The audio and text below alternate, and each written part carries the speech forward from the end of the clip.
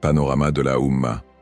À travers les siècles, le prophète n'était pas seulement un guide, il était un témoin. Il a vu, avec la lumière de la révélation, ce que sa communauté traverserait au fil du temps. Il l'a annoncé, non pas pour provoquer ces événements, mais pour que la Oumma sache préparer ses cœurs et ses esprits. Il a dit « Les meilleurs des hommes sont ceux de mon siècle, puis ceux qui viendront après eux, puis ceux qui viendront après eux. » Ces 3 premiers siècles ont été parmi les plus lumineux pour la Oumma, mais ils n'étaient pas exempts d'épreuves. Même alors, des troubles ont surgi, des conflits ont éclaté et des épreuves ont touché la communauté. Le prophète a décrit des fitanes immenses, des épreuves qui allaient toucher chaque foyer, chaque cœur. Al-fitnatul ahlas, sombre, collante, persistante. Une époque de guerre, de troubles et de fuite, où l'on se perd dans le chaos des passions et des conflits.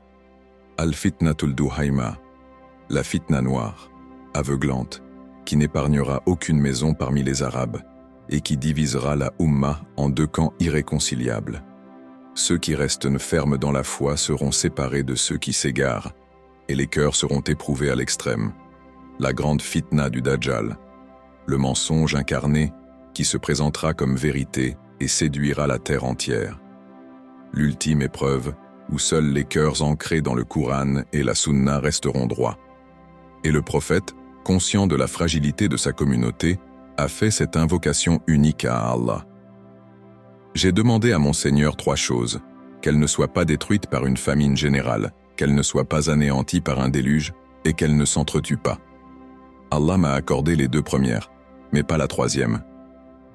Ainsi, la plus grande menace de la Oumma ne viendra pas seulement des catastrophes naturelles ou des famines, mais des divisions internes, des guerres fratricides et de la fitna entre ses propres fils.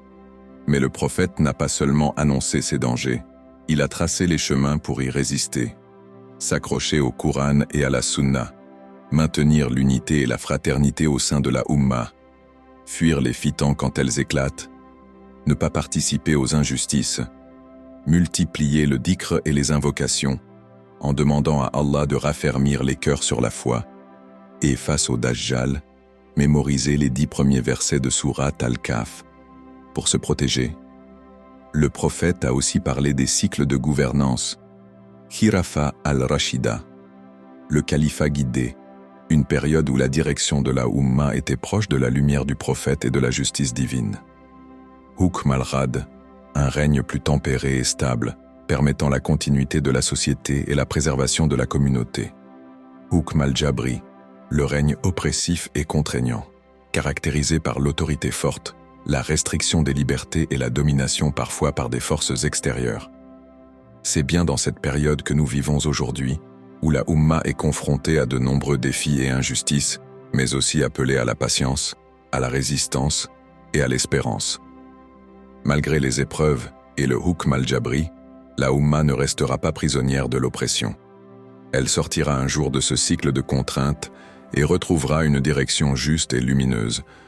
Comme annoncé par le messager D, Allah le prophète a également déclaré « Les peuples se réuniront pour vous attaquer, tout comme les convives se réunissent autour de leur plat. » Rapporté par Abu Daoud. Cette image trouve un écho frappant dans notre réalité contemporaine. Jadis, la Société des Nations découpait les terres de la Oumma en mandats, répartissant des régions comme on répartit un gâteau, sans consulter les populations locales. Aujourd'hui, l'ONU poursuit ce schéma. Les grandes puissances se réunissent autour de la table, votent des résolutions, imposent des sanctions ou des interventions, et décident souvent de l'avenir des pays musulmans, sans leur pleine participation ni défense. Le prophète l'avait annoncé. La patience, la vigilance et la foi restent nos armes les plus sûres face à cette domination apparente. À travers les siècles, la Oumma navigue entre l'ombre et la lumière. Elle a connu la gloire, puis la décadence. Mais elle a aussi été avertie, guidée et armée par le prophète pour rester sur le chemin.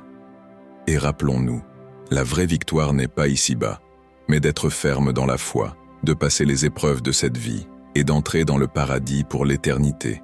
Ici, nous sommes en examen. Notre succès se mesure à ce que Allah accepte de nous. اللهم صل وسلم وبارك على سيدنا محمد